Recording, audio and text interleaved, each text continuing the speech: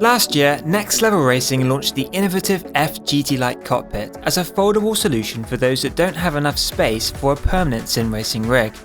Prior to this, the Playseat Challenge provided the only viable alternative to sticking with a wheel stand or creating your own custom setup using an ironing board and office chair. While Playseat's offering is still a good option, I found that the F-GT Lite was a better all-round rig. For one thing, it comes with a shifter mount as standard, and you can hard mount your pedals. But I also found that the seat was a little more comfortable during long driving sessions, and the F-GT Lite's party trick, its ability to switch between GT and Formula driving positions, was the icing on the cake. Following on from this success, Next Level Racing has launched a second foldable sim racing cockpit called the GT Lite. You can probably guess from the name that the GT Lite is a GT-only version of the F-GT Lite. It therefore has a very similar design. The seat is made from the same Alcantara and mesh blend, the wheel mount opens on a swivel arm to gain access to the cockpit, and it comes pre-drilled to hard mount your wheel, pedals and shifter. At first glance then, you might wonder why Next Level Racing has developed this new rig. After all, the F-GT Lite can do everything the GT Lite can and more. Take a second look though, and you'll notice a few things that might make the GT Lite a more appealing option for some sim racers. Firstly, it's £50 cheaper at just £200 in the UK or $230 in the US. That brings the price more in line with the Playseat Challenge, making the GT Lite a very affordable sim racing rig for those on a tight budget. Additionally, because the GT Lite only supports a GT driving position, Next Level Racing has removed most of the adjustment hubs, replacing them with fixed joints and simple pivots. This simplified design makes the GT Lite a lot easier to set up and fold away for storage. It comes mostly assembled out of the box, so you should be able to get up and running within an hour. You just need to unfold the front leg using the remaining adjustment hubs, bolt in the headrest and rear leg, and then attach the pedal deck and wheel mount assembly. A quick tip is to take your time to align the headrest and rear leg correctly before slotting them into the frame. The tolerances are quite tight here, so it might take a bit of cajoling to get everything lined up, but with a bit of patience it won't take you very long. Thankfully, unlike with the F-GT Lite, there are no such problems when installing the shifter plate. This slots into one of the mounting points on either side of the seat and is secured in place with a single bolt. Before you mount any hardware, I would recommend familiarising yourself with the adjustment hubs and practice folding and unfolding the rig a few times. There's a knack to it, but the process is a lot easier than with the F-GT Lite. Next Level Racing has also put together a useful instruction and tips video which explains the process really well. Due to the exclusion of most of the adjustment hubs, the GT Lite doesn't fold down in the same way as its more versatile sibling. Instead, it collapses into a flatter form factor, much like the Playseat Challenge or a deck chair.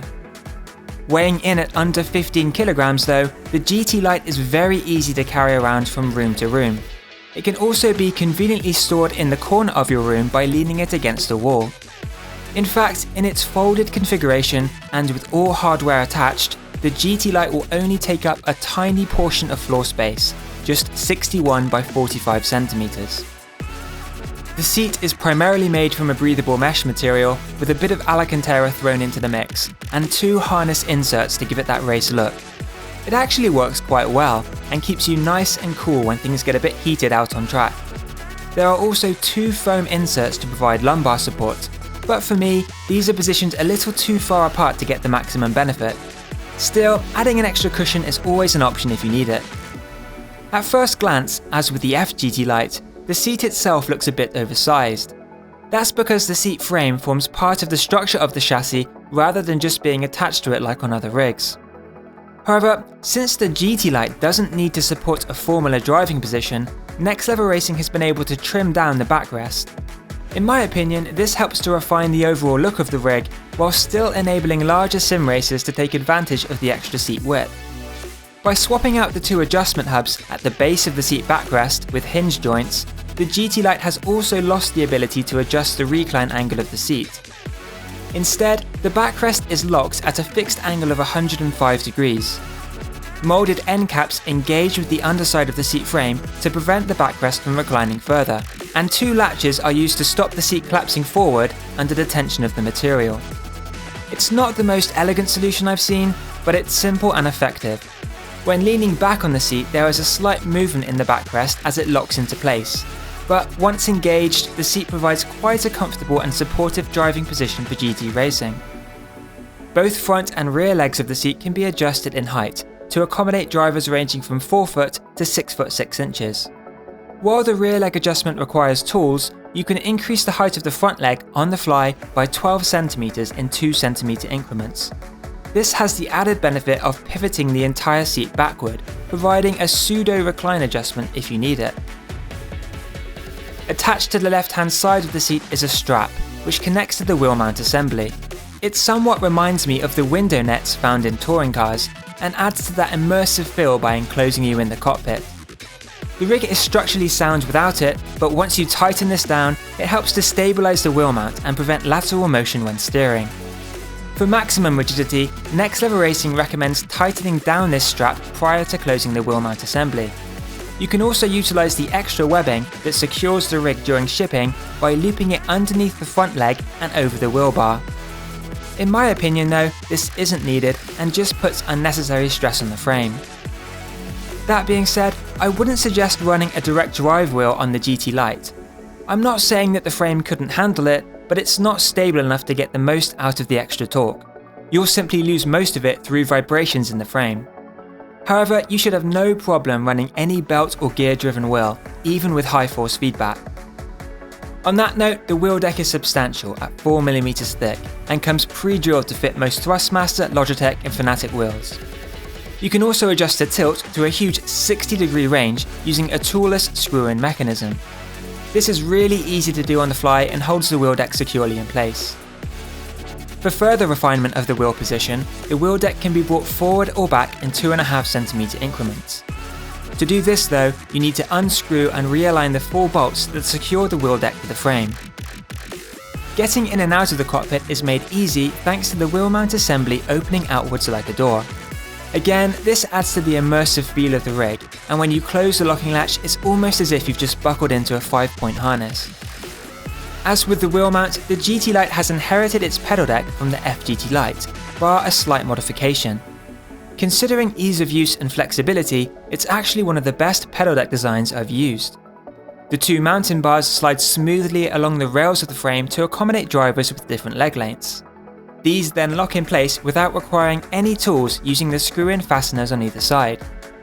To compensate for the lack of adjustment hubs, Next Level Racing has fitted the pedal deck with a removable support. With this support in the downward position, the wheel deck is tilted to 15 degrees, perfect for GT racing. However, if you prefer to run your pedal set flat against the floor, then you can simply remove and rotate the support. Thanks to the pre-drilled slots, you can also hard mount your pedals.